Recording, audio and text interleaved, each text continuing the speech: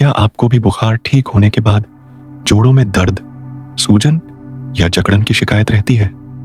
क्या चिकनगुनिया या डेंगू के बाद आपका दर्द महीनों से जा ही नहीं रहा? अगर हाँ, तो आज का ये वीडियो आपके लिए बहुत जरूरी है, क्योंकि आज हम बताएंगे कि पोस्ट वायरल आर्थराइटिस क्या होता है, इसका इलाज कैसे करें और कब डॉक्टर से मिलना जरूरी है। वीडियो को अंत तक जरूर देखें ताकि आप अपने दर्द से हमेशा के लिए राहत पा सकें। नमस्कार दोस्तों, मैं हूं डॉक्टर दलजीत सिंह और आप देख रहे हैं आपका अपना चैनल डॉक्टर दलजीत ऑफिशियल, जहां हम बात करते हैं हेल्थ, मेडिकल और वेलनेस से जुड़ी सही और भरोसेमंद जानकारी के बारे में। तो चलिए शुरू करते हैं आज का वीडियो। वायरल फीवर के बाद जोड़ों में दर्द क्यों रहता है और इसका सही इलाज क्या है? किसी भी वायरल इन्फेक्शन के बाद जोड़ों में दर्द या जकड़न एक बहुत ही आम समस्या है, जिसे मेडिकल भाषा में पोस्ट वायरल आर्थराल्जिया या पोस्ट वायरल आर्थराइटिस कहा जाता है। यह समस्या ज्यादातर चिकनगुनिया, डेंगू या वायरल फीवर के बाद देखने को मिलती है। दरअसल जब हमारे शरीर में कोई वायरस प्रवेश करता है तो इम्यून सिस्टम उस पर अटैक करता है, लेकिन कई बार वायरस खत्म होने के बाद भी शरीर का इम्यून सिस्टम जोड़ों की कोशिकाओं पर हमला करती रहती है, जिससे सूजन, दर्द और स्टिफनेस शुरू हो जाती है। चिकनगुनिया वायरस में यह समस्या सबसे ज्यादा देखी जाती है। पहले कुछ दिनों में बुखार बहुत तेज आता है, साथ ही हाथों, घुटनों, टखनों और उंगलियों के जोड़ों में भयंकर दर्द महसूस होता है। अक्सर मरीज बताते हैं कि जोड़ ऐसे लगते हैं जैसे लकवा मार गया हो, क्योंकि उनमें सूजन और स्टिफनेस इतनी ज्यादा होती है कि चलना फिरना मुश्किल हो जाता है। अब यह दर्द दो तरह का होता है, अक्यूट और क्रॉनिक। अक्यूट दर्द आमतौर पर बुखार के पहले 2 से 3 हफ्तों तक रहता है और धीरे धीरे खत्म हो जाता है, लेकिन लगभग 20 से 25% मरीजों में यह दर्द 3 महीने से लेकर कई महीनों तक बना रहता है, जिसे क्रॉनिक पोस्ट वायरल आर्थराइटिस कहते हैं। रिसर्च बताती है कि जिनकी उम्र 45 साल से ज्यादा है या जिनमें बुखार के दौरान वायरल लोड बहुत ज्यादा था, या पहले से diabetes, liver disease, kidney disease या गठिया जैसी समस्या है, उनमें यह दर्द ज्यादा दिनों तक बना रहता है। इसका लक्षण लगभग रूमेटॉइड आर्थराइटिस से मिलता जुलता होता है। सुबह उठने पर जोड़ों में जकड़न, हाथ पैर मुट्ठी की तरह बंद होना, चलने में दर्द, एंकल और नी जॉइंट में सूजन, थकान और कमजोरी। कई बार मरीजों को सुनपन या न्यूरोपैथी की शिकायत भी होती है।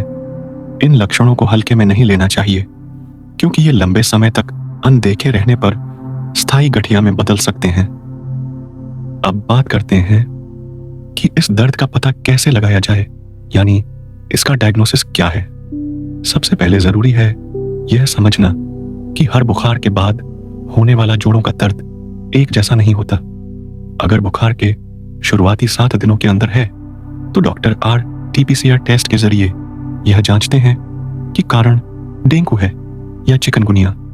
अगर 7 दिन से ज्यादा हो गए हैं तो IgM और IgG एंटीबॉडी टेस्ट किया जाता है, ताकि यह पता चले कि शरीर में वायरस की प्रतिक्रिया कितनी रही। जब डॉक्टर को यह सुनिश्चित हो जाता है कि यह चिकनगुनिया या वायरल आर्थराइटिस है, तब शुरुआती इलाज में सबसे अहम भूमिका होती है पैरासीटामोल और रेस्ट की, क्योंकि शुरुआत में डेंगू और चिकनगुनिया के लक्षण एक जैसे होते हैं। इसलिए जब तक डेंगू का कंफर्मेशन न हो जाए तब तक एस्पिरिन, डाइक्लोफेनाक या आइब्यूप्रोफेन जैसी दर्द की दवाइयां नहीं लेनी चाहिए, क्योंकि इनसे ब्लीडिंग का खतरा बढ़ जाता है। पैरासीटामोल हर प्रकार के वायरल फीवर में सुरक्षित दवा मानी जाती है।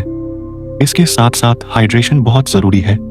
दिन में कम से कम 3 से 4 लीटर पानी पिएं, नारियल पानी, सूप और इलेक्ट्रोलाइट ड्रिंक लें। शरीर को पूरी तरह आराम दें, क्योंकि रेस्ट ही बस वायरल फीवर का सबसे अच्छा इलाज है।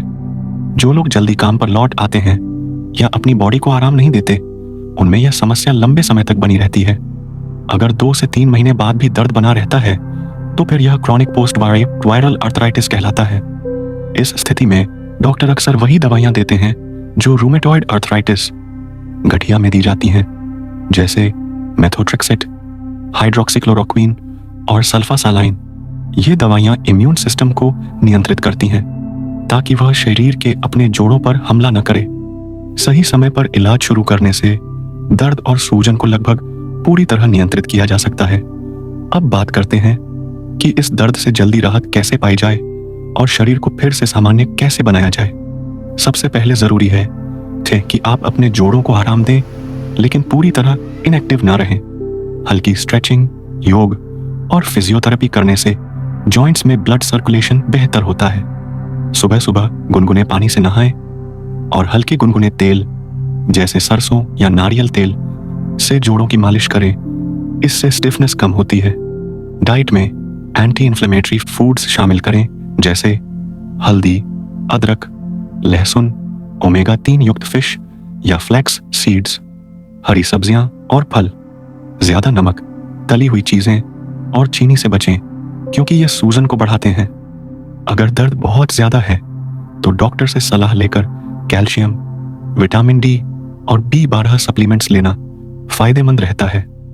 कई बार वायरल आर्थराइटिस में विटामिन डी की कमी भी दर्द को बढ़ा देती है। रात में गर्म पानी की सिकाई करें और अगर सूजन ज्यादा है तो बर्फ से हल्का कंप्रेशन दें। ध्यान रखें कि ये लक्षण धीरे धीरे कम होते हैं, इसलिए धैर्य रखें और डॉक्टर की सलाह पर नियमित दवा लें। ज्यादातर मरीज 6 महीने के भीतर पूरी तरह ठीक हो जाते हैं, जबकि कुछ मरीजों को 1 साल तक नियमित फॉलोअप की जरूरत होती है। सबसे जरूरी बात, सेल्फ मेडिकेशन न करें। यूट्यूब या इंटरनेट से दवाइयां लेकर खुद इलाज करना खतरनाक हो सकता है। हमेशा किसी रूमेटोलॉजिस्ट या ऑर्थोपेडिक डॉक्टर से मिलें ताकि सही दवा और डोज तय की जा सके।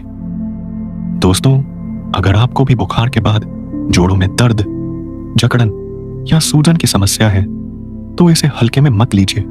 जल्दी से अपने डॉक्टर या रूमेटोलॉजिस्ट से संपर्क करें ताकि यह बीमारी आगे बढ़ने से रोकी जा सके।